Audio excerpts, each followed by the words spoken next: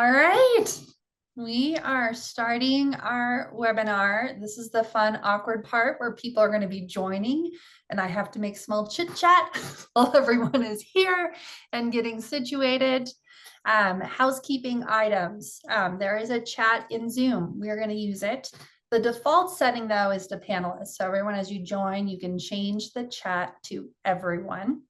And if you feel compelled, and we'd love if you could, in the chat, put a little bit about what industry you're a part of and what work environment you have. Are you hybrid? Are you fully remote? Are you in office? Tell us a little bit about that. And as people are joining, I'll just add one more reminder of that. So in the chat, you're going to pick to everyone, and then give us a little bit of an idea of what industry you're working in and what the setting would be. So thank you, Karina, for piping in. Always nerve-wracking to be the first person to post in the channel and tell us a little bit about yourself. So appreciate that. And thank you, Jennifer. So as people are joining and we're getting situated, the other thing to remind people of is we will be using that chat throughout the whole webinar. You can post questions there. We have some moderators that can pull those questions, and when we get to Q&A at the end, they'll surface it back up to me and I can answer them. So you don't have to like hold that question waiting for the exact right time. When you feel it come over you in terms of like, I want to know this, go ahead and put it in the chat and we'll register that and use it for later. So turn on your chat, give us a little post, and then we are going to get started from there. So why are we hosting this webinar? Why are we here today? I can honestly share that the team at Marco Polo is just so excited to have these events and start a conversation about people having success with remote and hybrid work. People may not be aware, but Marco Polo is a consumer app. We've been around for a number of years, and we have always been a remote team long before remote was like a thing. And we are very proud of how much work our small little team does. And we credit a lot of that productivity with the fact that we are remote. That's just not just me saying it. We are lucky enough to win a lot of like best places to work awards. We rank in the top 10% for employee engagement. And that's because we really believe in remote work. We embrace it, and we're constantly looking for ways to make that better. So it pains me a lot. There's not enough conversations about people having success. This narrative that, remote work doesn't work, it kills me. And so we have a lot to say on this topic. And the idea that in person is just this high watermark of productivity is not something we necessarily, I think, believe.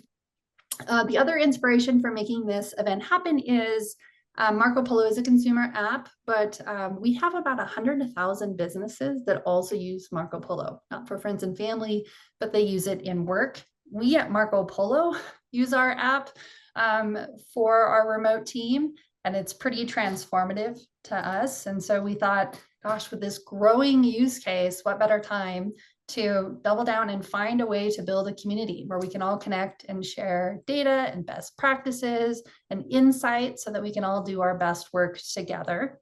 At the end, a bit of a spoiler alert, we are also going to invite the community. We have a new beta from Marco Polo. New features designed just for business, and we're excited to get people to try that out. So we'll have details at the end of how you might join that. But this one is about getting us all great information and insight so that we can have great productive teams. We started on this journey hosting this event with research, and we looked high and low and we're like, who can we find? We need some solid thinkers. We need some people with practical experience. And we also need wonderful, witty people. And we were lucky enough to find two of those in our guests today. So I'm going to ask them to introduce themselves and give a little background. Before we do, remember, if you're joining late, please change your chat feature to everyone and post a little bit about the industry and what type of work environment you're in. So Sunny and Laurel, Sunny, can you go first? Tell us a little bit about yourself. Yeah, absolutely. Thank you so much. We are so excited to be here.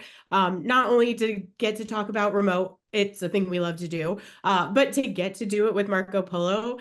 It kind of feels like I'm having lunch with Mickey Mouse. Like, this is a big deal. So I'm Sunny Zemer. I'm the CEO of Distribute Consulting. I have been in consulting since about 2018 when I joined Laurel, and we started our journey with Distribute.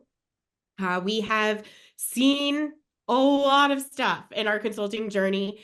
In the beginning, it was, really working with companies that had started thinking about remote, and we were there to help educate them, help understand it. Then we moved into some emergency work during the pandemic. We felt that responsibility to really help companies try to do remote the best they could in a really unprecedented time. And then we've moved into where we are now, where we get the absolute pleasure of working with clients that are really striving to, yes, not be this, it doesn't work company. They're striving to do it well. And so we're just so excited to be here to share some of that info with you and chat. Laurel? Yes, absolutely. So, same story. I am Laurel Farr. I'm the co-founder of Distribute Consulting along with Sunny. So, you get both of us here today, which is fun. We usually don't get to do these events together, but this was just something that we both felt so passionately about that we wanted to tag team. So, I personally have been leading and building hybrid and remote organizations for the past 20 years, which is bananas, and have learned a lot of lessons along the way. So I personally have been consulting for over a decade and have helped organizations from flower shops all the way to Fortune 50s like Microsoft and Zoom and Logitech really build products for remote teams, but then also become better remote teams themselves. So we are here to answer literally any question that any of you have about remote work. You could not find two bigger remote work nerds than us. We are in the top 10 experts in the world on the topic of virtual organizational development and behavior. So hit us with your best shot. We're happy to answer any question that you have and help you and your distributed team operate better. Awesome. I love that. It's cool to be a nerd now, so we embrace it. Like we want the I've little arrived in my nerds moment. here, yeah, to learn. So let's just jump in. Like, what a time to be having this. The headlines, Amazon, like Yeah. we don't care what the data says. Everyone, you're back in the office 5 days a week. It's now the headlines are constantly the return to work movement is, or return to office is the mandate.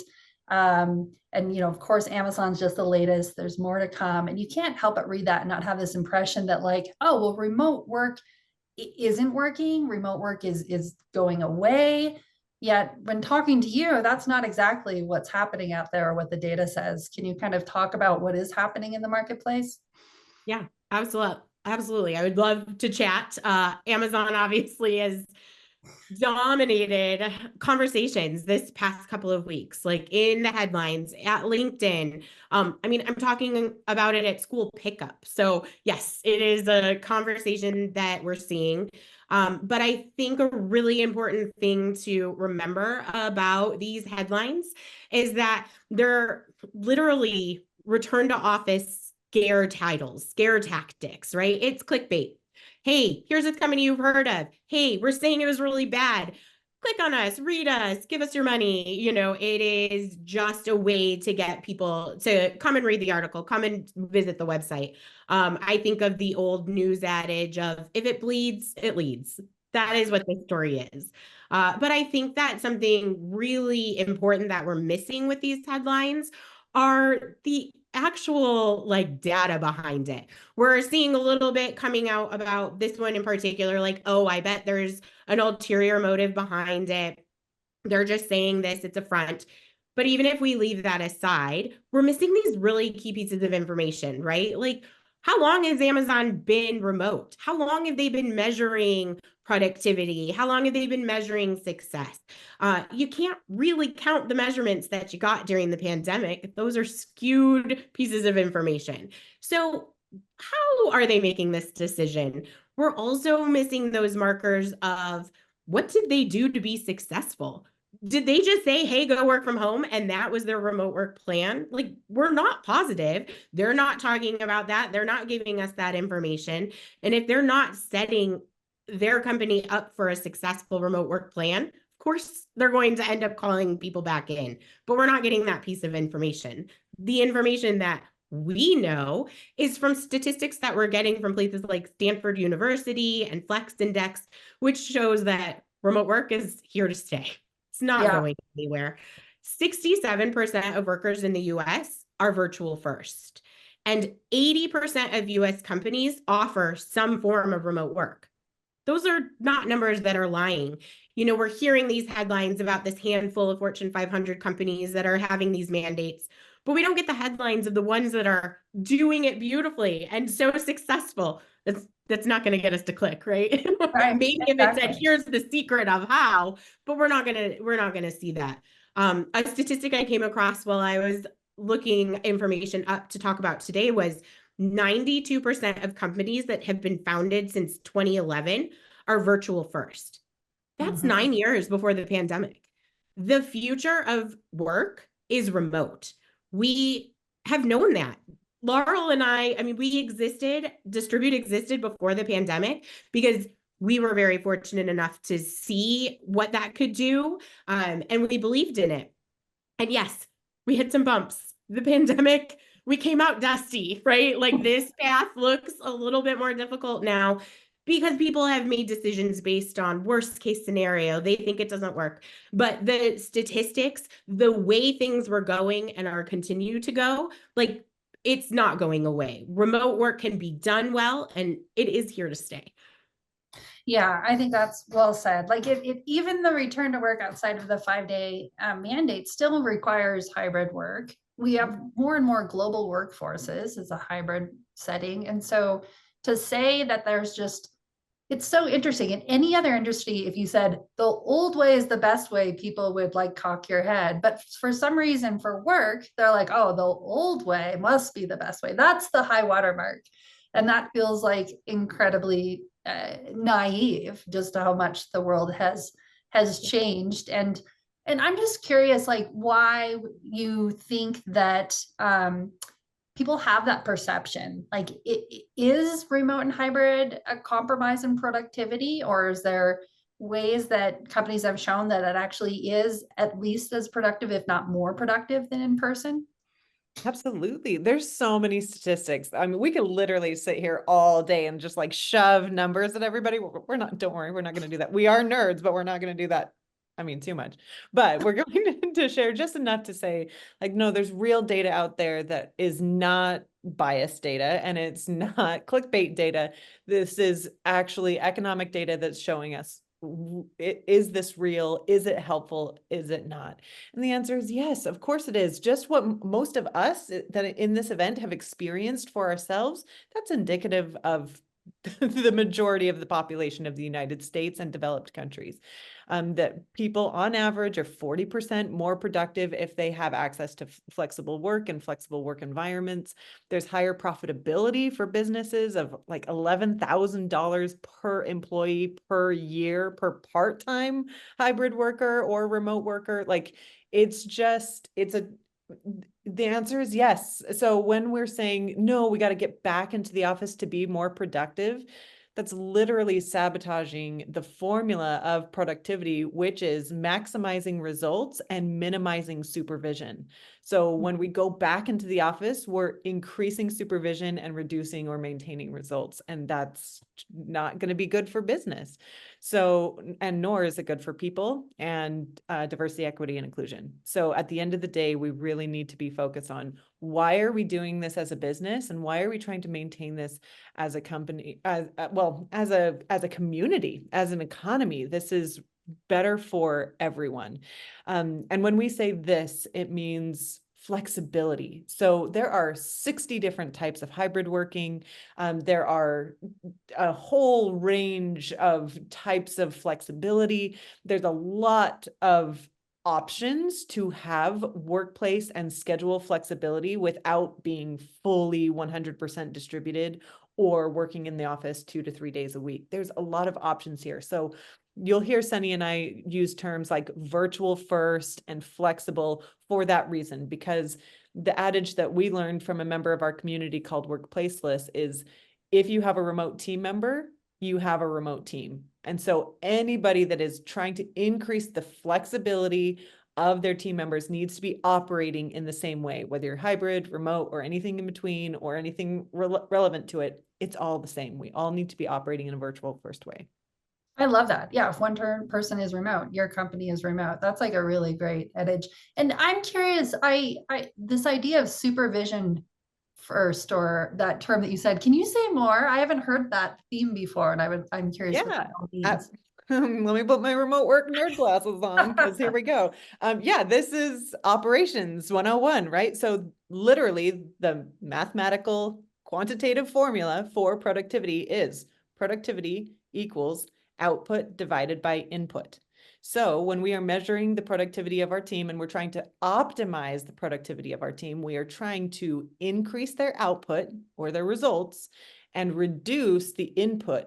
So resources like managers, time, meetings, tools, we need to reduce those as much as possible. And that's what will make that I don't want to get too nerdy here and really show off, but anyway, that's what we're trying to do, is optimize those two numbers, minimize the input, maximize the output. So in a remote work environment or a virtual first environment, that's what we're doing, is we're enabling people to be as productive as possible with the minimum amount of resources needed, like real estate, right? Mhm. So that ultimately, that's why we see such high profitability in virtual first environments, is because those two numbers have been maximized so much. But we also have to remember that this whole conversation is not about place. We can put somebody in a different place and it's not going to impact how they're working. It's not going to impact their productivity. We have to be managing work in a different way, not just in a different place. And that's when we'll see the optimal results. Got it. Yeah, that makes sense. And it makes me wonder, like, you guys work with so many companies that are like trying to be successful, which implies they weren't feeling success before. So is there like common patterns you now see, like why remote virtual first, which I really love, why that fails for people or in their companies? Yeah, absolutely. I think one that we see very often is that the company, the leadership isn't willing to walk the walk. They want to say it, right? We're hybrid, we're virtual, we're remote, but they don't actually want to live that. Uh, Really, what is so important is to support those flexibility policies with actual behavioral and management change. You can't just say it, you actually have to live it. I think an example that I have is we have a client that we've worked with at Distribute for 3 years, a while. We don't usually work with clients this long. Um, it's a hybrid company. She has a title of head of remote. So honestly, this should be like the best hybrid company ever. We've worked with her to build policies, leadership trainings, the works. And we've even done like coaching on how to get it, get it into the company, how to get buy-in, how to get people to really feel that this is working. But the problem is she turns around, she's all pumped with us, and she hits a brick wall the minute she goes to implement anything. She's told, oh, just throw that in Slack. Well, no, you're putting a whole communication charter together. You can't just throw it in Slack. And it is heartbreaking. We have seen how hard she's working, and yet this company is going to fail as a hybrid company. It is not going to work because nobody is actually listening to her or actually walking the walk. I think such a good example is right in a communication charter. If you say, we only use text message for the utmost important thing, it has to be a true emergency. But then your manager texts you at 7 at night and says, hey, I don't know how to turn this PDF into something I can edit. And you're like, awesome. So I'm supposed to follow these guidelines, but my manager doesn't. So now I don't know if I really should follow them. I'm going to be less productive because now I have to remember these people follow it, but this one doesn't.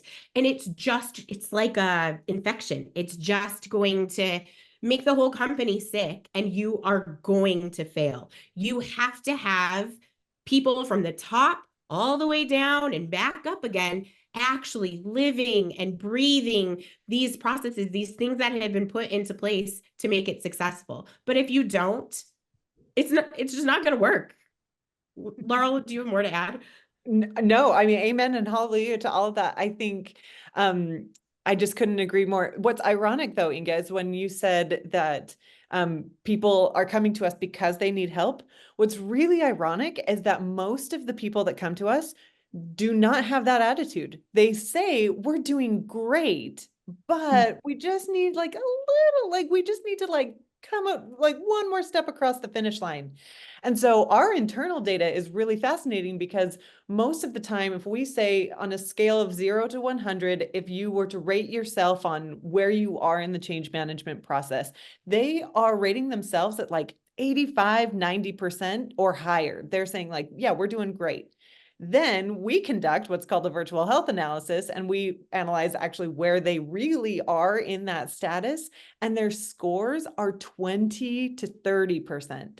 Like they feel like they're doing so much better than they really are. And we're seeing that in so many organizations. I bet the people watching right now are like, yeah, my boss is totally like that. Like, no, we're doing great. We're fine. And people are like, I'm feeling like a little isolated, or my team isn't feeling aligned or connected. And they're like, no, it's fine. It's because we work remotely.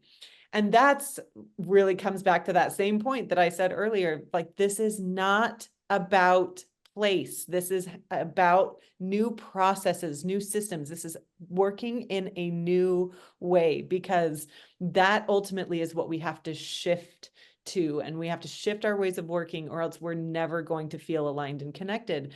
But people don't understand that. They just think, oh, well, I didn't feel this way before I was working remotely, so we'll just go back to the way we were. And that's where we have to say, whoa, whoa, whoa, whoa, whoa.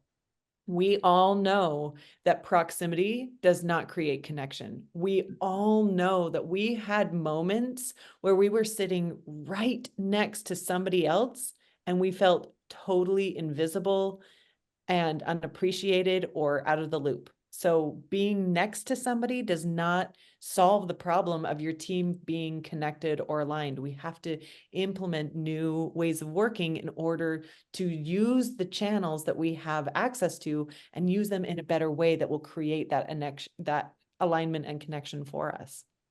Yeah, I mean, I think that's so well said. Like, things aren't working in any situation, and all you've done is add a remote label and claim that that's now the reason Yeah, why and it's that's the working. scapegoat. Yeah, We're just going to blame it. Yeah. yeah.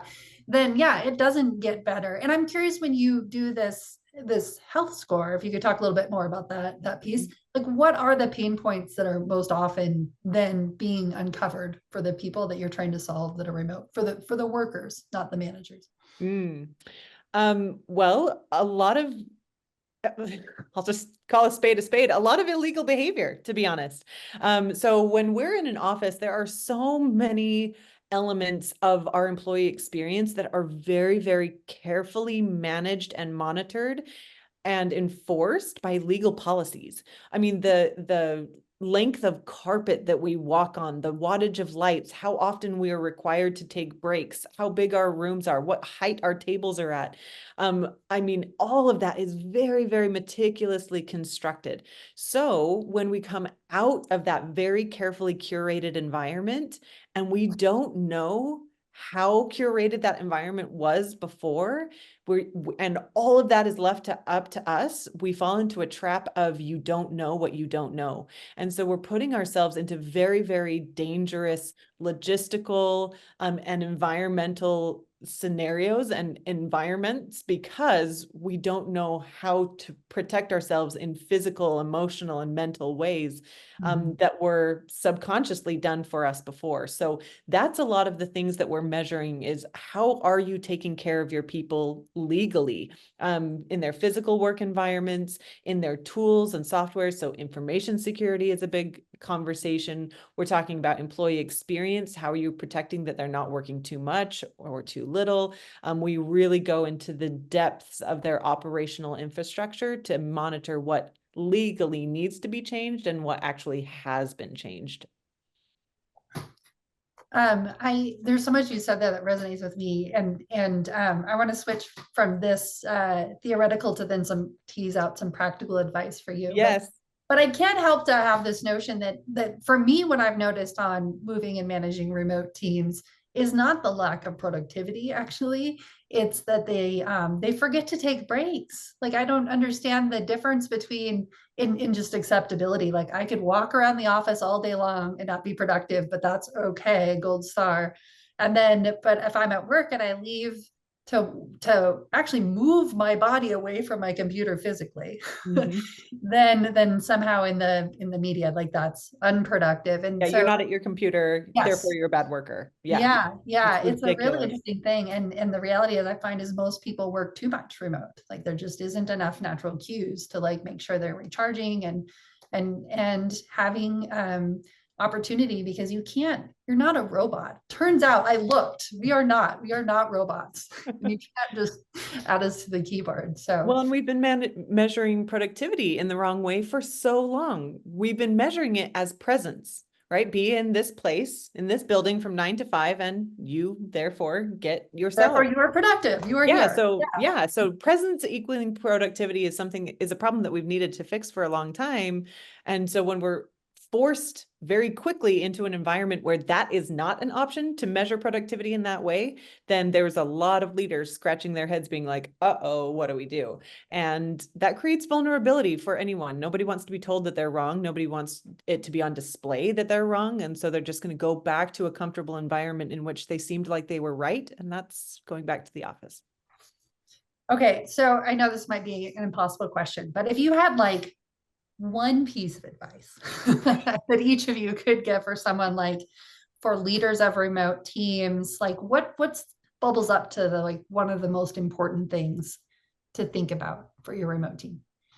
I would say have a plan. This is not something you just jump into, whether, you're starting a remote company, you're joining a company that's remote, or your company is looking into it. Like, there has to be a plan.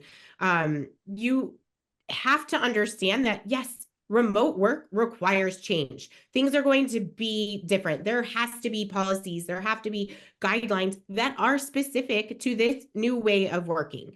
And so you have to know, what are those changes? Like, give that some thought, then take it steps further. Who's in charge of those changes? Who's in charge of writing these policies? Who's in charge of making this communication charter? Then who's going to implement it? You have to really holistically think about this plan, and you don't just stop there. These are not just check marks. Remote work is not just, I set it up, it's done, it's going to be great.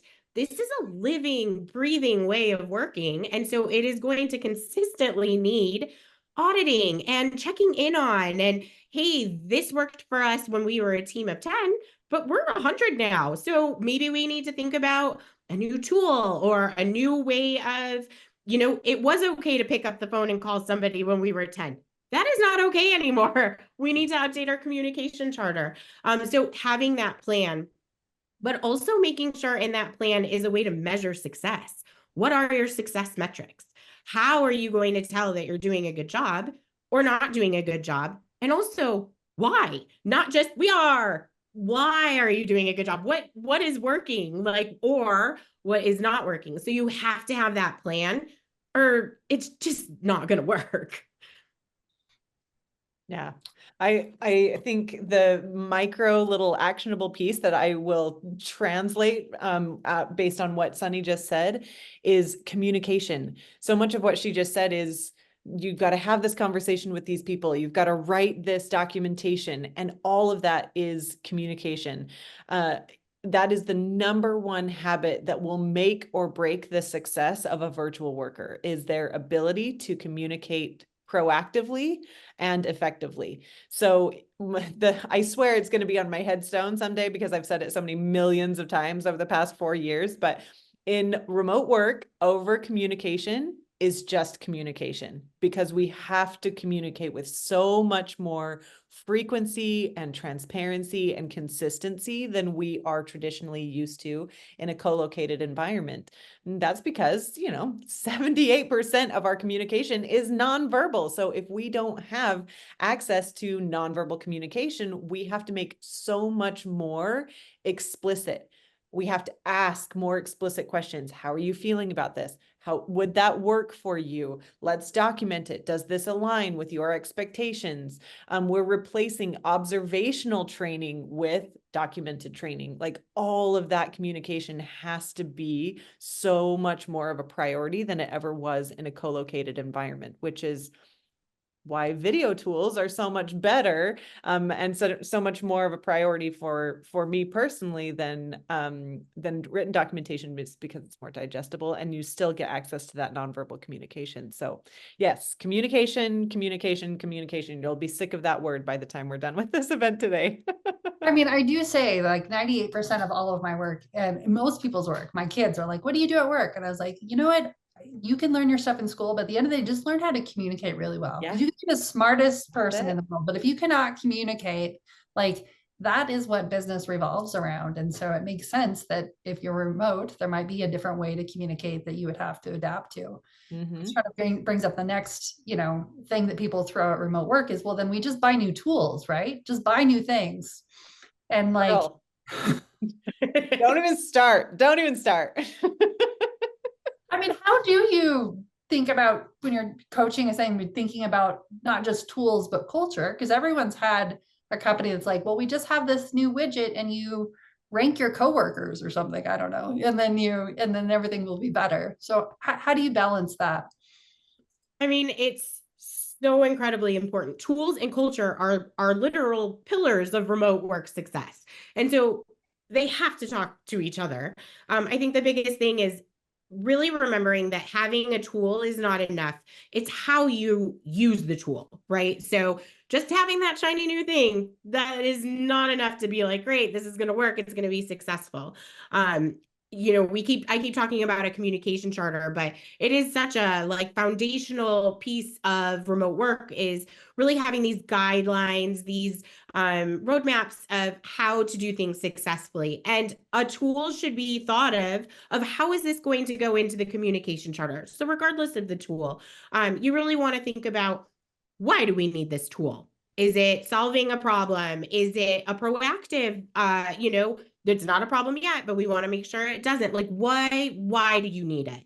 Then you need to move on to, how is the team going to use it? How is this actually going to be implemented into use? How much time is it going to take? Is this actually going to be beneficial in the way our team uses it? But then finally, you really do have to think, does this match our culture? Say you have built this beautiful culture of trust at your team, but now you're looking at this tool that is going to require them to, by the second, tell you what they've been doing. Well, if you've said, great, this is going to help me know, the status of something, that's why we need it, and the team will use it by logging something daily, great, those seem okay. But you get to the part about, oh, and we're now going to tell our team we don't trust them at all.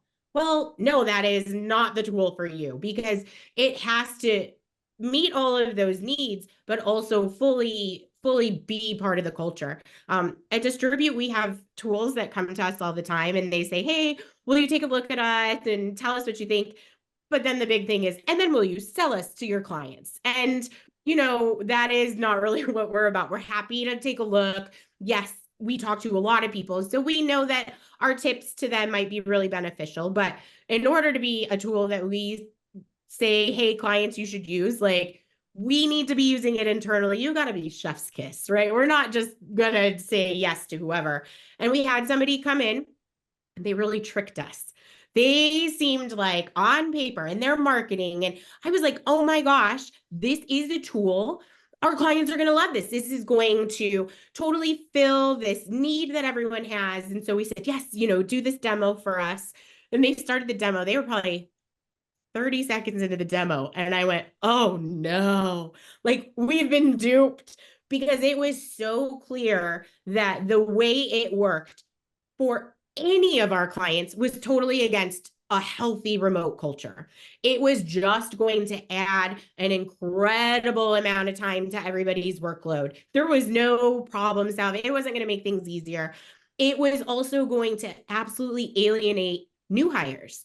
They really were like, we'll come in and implement it. But anybody knew, oh, yeah, we'll have to figure out how to do that. And it was just, I mean, we literally had to be like, stop talking. I like, thank you. You've had enough of our time.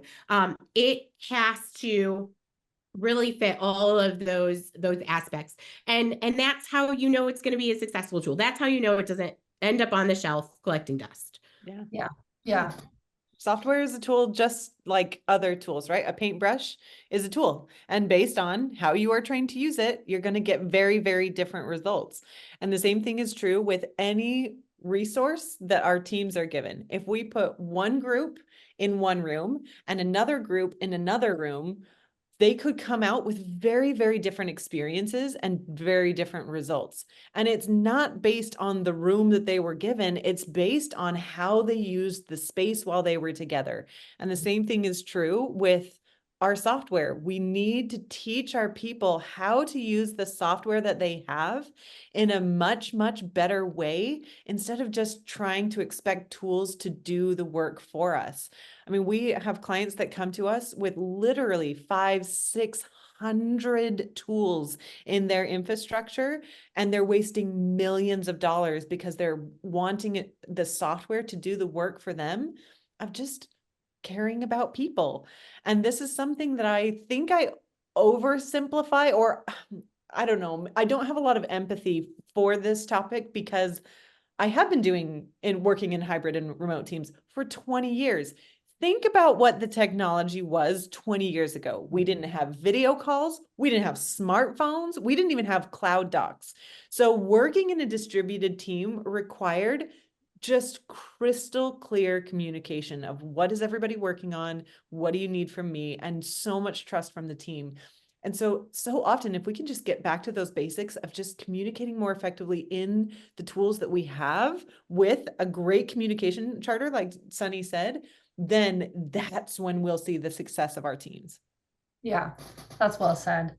I mean, one thing we were surprised at Marco Polo, we were surprised when we found how many people were using us async video for remote work, just the sheer numbers of it.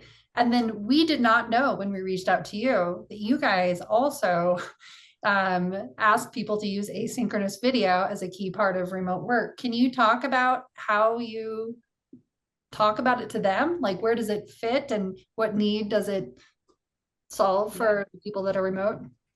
Yeah, totally. So I have to say, when Laurel shared that we had that email, that request from you all in the inbox, I literally went and found the email I sent to Marco Polo in 2020 saying, when is a business version going to be available? We've been using it forever. And I was like, ooh, I'd love a couple extra features that are a little more business oriented. So it delights me that here we are. But yeah, we eat our own dog food. We've been using Marco Polo at Distribute, and it is a tool that we love to recommend. It's like what I was saying, right? I am able to say, like, it's not just about the tool, it's how you use the tool. And so asynchronous video, Marco Polo, you can't just say, we're going to start using it and it's going to be great and it's going to be the best tool you've ever used. There has to be real thought and intention put into it. You really have to have a plan. I feel like all of my comments build on each other. You need to understand, like, why are we using this tool? What need does this meet? For us at Distribute, it was a nice casual way to be able to brainstorm together, create together. But we also use it for things like Laurel may send me one and say, hey, I just got off a client call. They're looking for a proposal. And I wanted to give you a little bit of context about the company. But we also have in our communication charter, and this is so key, that now it's time to bump it out of Marco Polo. She'll say, so I'm sending you a request in email for that proposal. So in our communication charter, it says we can chat, we can, brainstorm, we can do these things in this asynchronous video tool. But when it comes to a request, We need it in email so it's searchable, so that it can be shared with somebody that didn't need all that background information, what have you. So you need to have those guidelines in place. You also need to, this seems silly, you would hope you wouldn't need to say this, but say, don't do annual reviews on an asynchronous video tool. That is not the right place. But you just want to make sure that you really have, you're understanding how you're using it, how it's beneficial, how it could be hurtful if you use it in the wrong way, and have all of that set up. I think that we love using it so very much because, yes, it is an integral part of how business works for us. Even in prepping for today, we're sending Marco's, Laurel and I All are morning, giggling. yeah. Like, I literally wish I could pull sound bites of our delighted giggles that we were prepping for a Marco Polo event through Marco Polo. So, we have found a way to really be able to, yes, see those visual cues, but also relationship building. I can say, so our team is around the world and worked together since 2018. And there are still team members I have never met in person. Yet I've thrown them a wedding shower, or I met their pet goat because they could show me on Marco Polo. I have been on a great deal of car rides with Laurel where we chatted about business, but then I got to hear about her kids' day at school.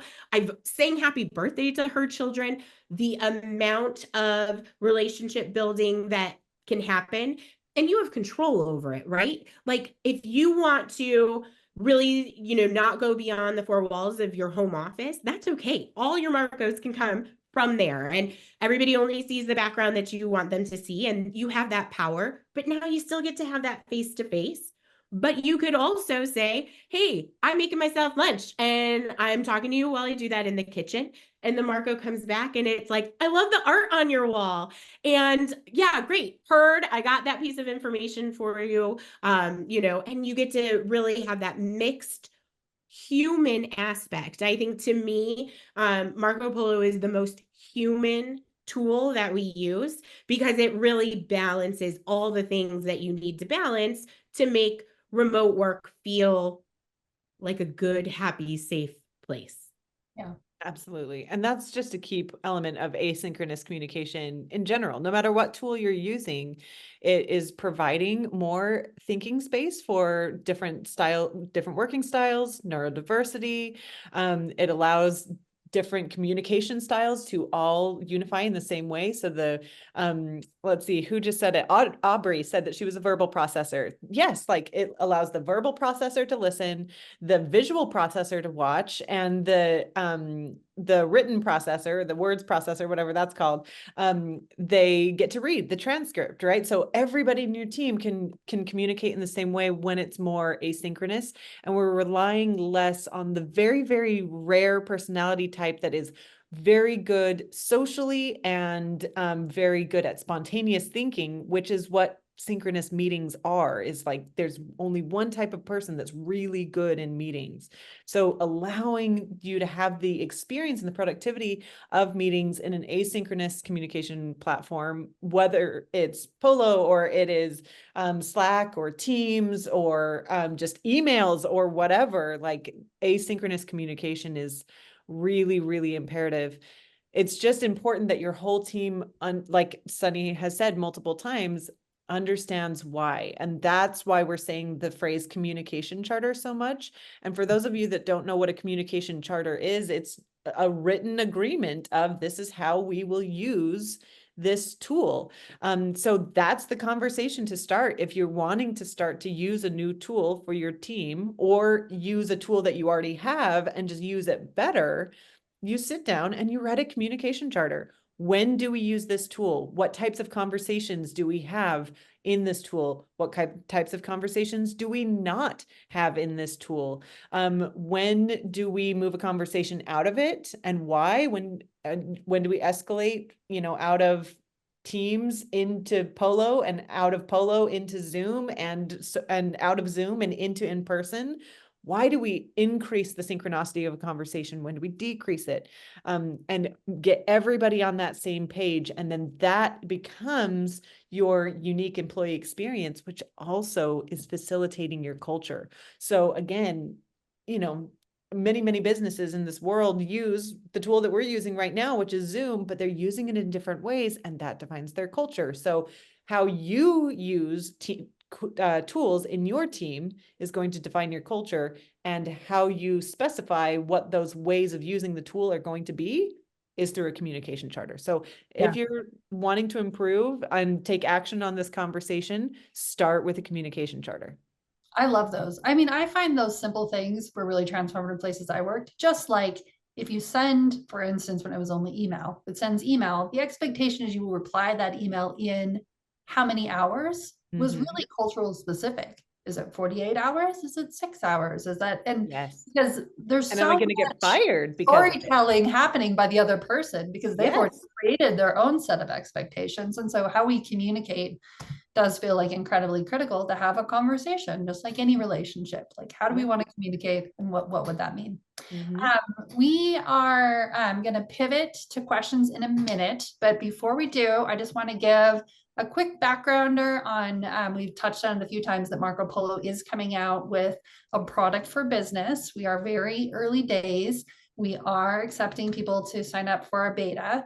And just to show you a little bit about what that is, especially because we have some people here who've not been on Marco Polo. So all of this feels like maybe a little bit abstract for them. I want to share a couple of things.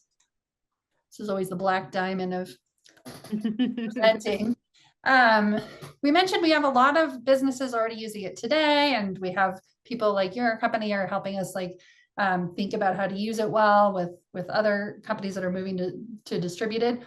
The thing that we hear most often for async video is this death spiral of inbox to Zoom. So this idea that where async video adds a lot of value is all of us have problems. And of course, in any given week, you would hope they could just resolve them in a standard touch point, but that's not how work happens. New problem arises today and you need to deal with it. And so most people try and start by written. So I'm going to just craft the perfect Slack team message or email, and everyone will have all the information they need and they can just make a decision from that, but only to find out like maybe there's one or two words you picked that were hard to understand. Maybe you move it to Slack and now it's an endless Slack chain. And so you want to get to resolution. And so you move to a meeting. And then of course you look at your schedules and you're like, we can meet in 3 weeks. And so then maybe you go back to Slack and then you're like trying to figure out how it is. And so async video allows you to have that additional context. But you said, Laurel, it adds the nonverbal cues, like it adds, people can add the backstory and not trying to like take a complex issue and put it into one line item. And there's a reason why companies have had comments in doc for many years. It's not enough. Like face-to-face is powerful, but it's pretty limited.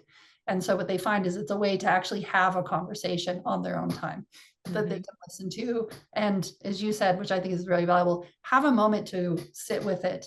Yeah. And then react. So you can actually have a more of a dialogue versus trying to react in the moment, or meetings come with a time constraint in 30 minutes. So it allows that kind of communication. That's what we hear most often. Does that resonate with what you experience? Absolutely.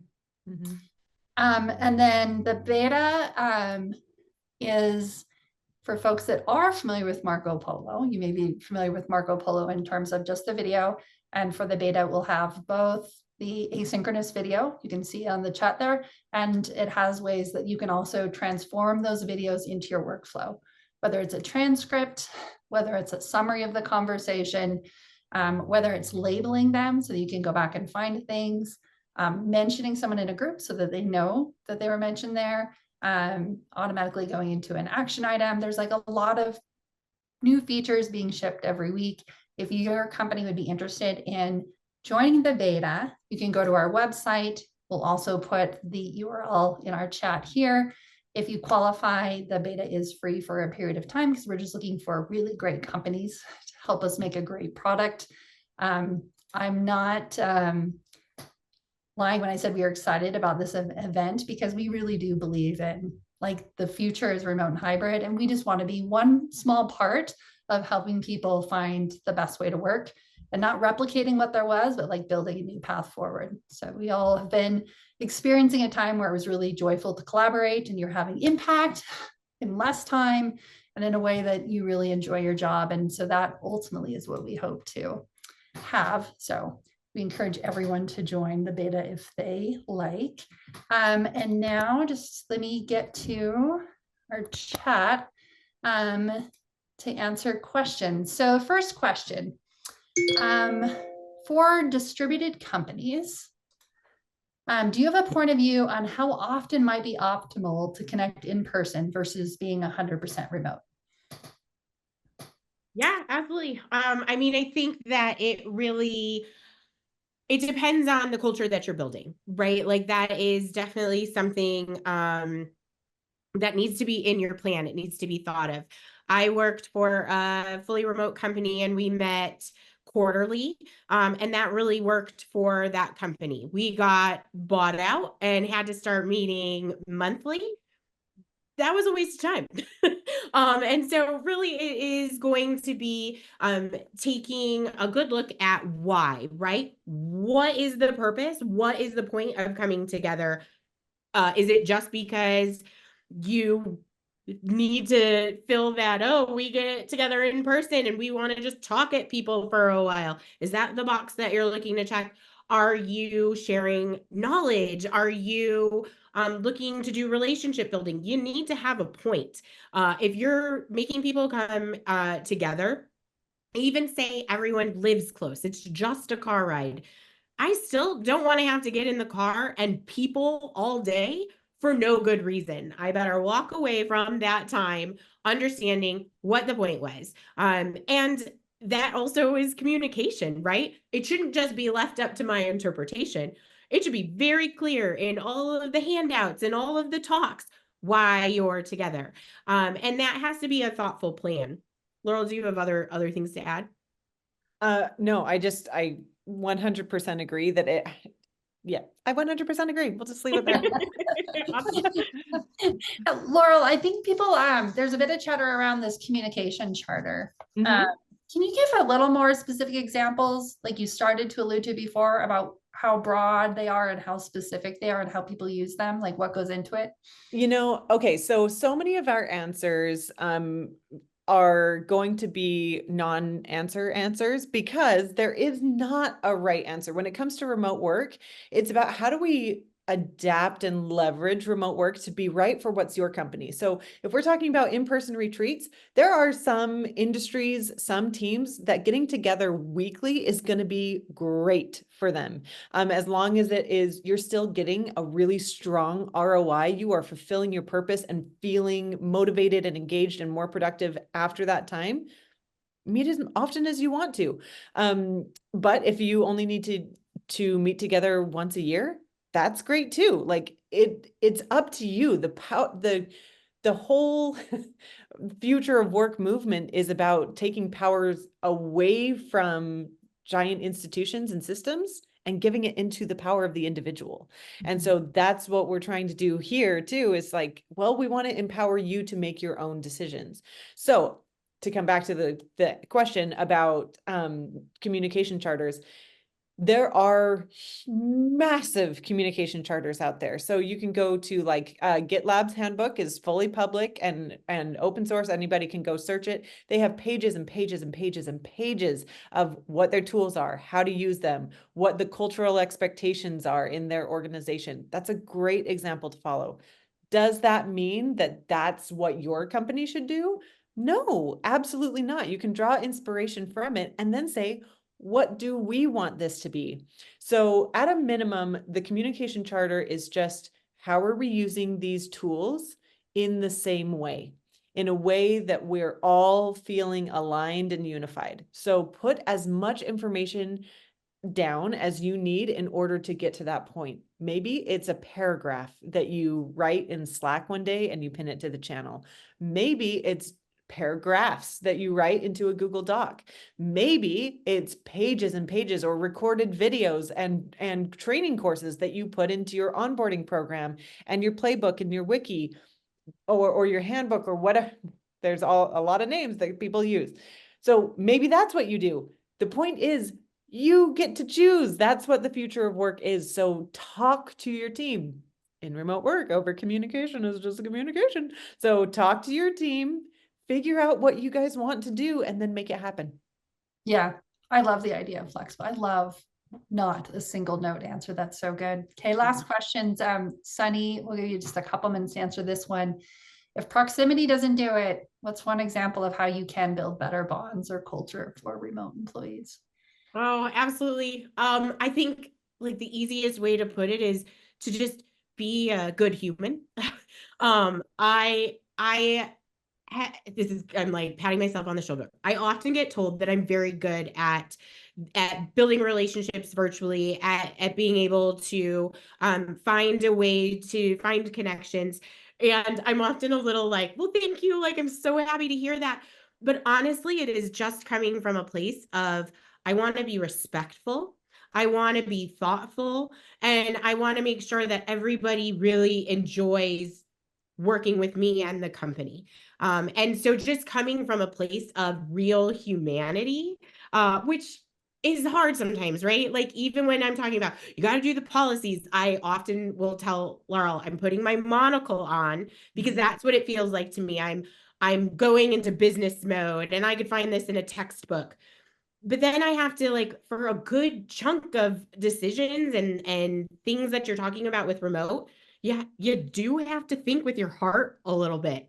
Don't totally follow it, right? You've got to be both smart and think about that textbook information. But how can we make this a place that humans want to be? How can we make it where they feel heard, thought about, cared for, just those basic things. And as long as you're able to sort of think about that and answer some of that, you're on the right track. You're going to make it. Yeah.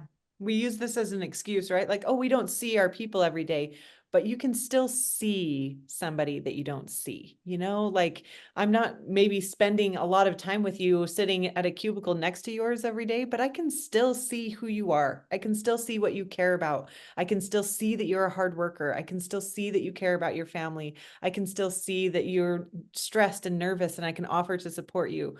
Like it's just, again, using the channels that we have to really facilitate more explicit communication that shows compassion and expresses care. Awesome. So well said. Let me just, for the group here, as we wrap down, share your website materials if people want to follow up with you after this for advice for their company or questions that they might have. It is fun to have this environment where we get to talk about all the things that are right and good about remote and hybrid work. And it's fun to get energy. I've enjoyed all the conversations we've had with you guys prior to this and here. And I can feel that energy from you. And I can honestly say, I think I've done some of my best work remote. And if we're creating these type of community events where people can come and get inspired for themselves and ask more for what work can be, like that's a great use of all of our time. So thank you, Laurel and Sunny, for being here and taking time to talk to us. Thank you to everyone who took the time to join today. We were really excited to have you here, and we hope to see you when we have some future events upcoming. So Hope so. Thank you so much for having us. It's been wonderful. Thank Thank you. you everyone for your Thank participation. you.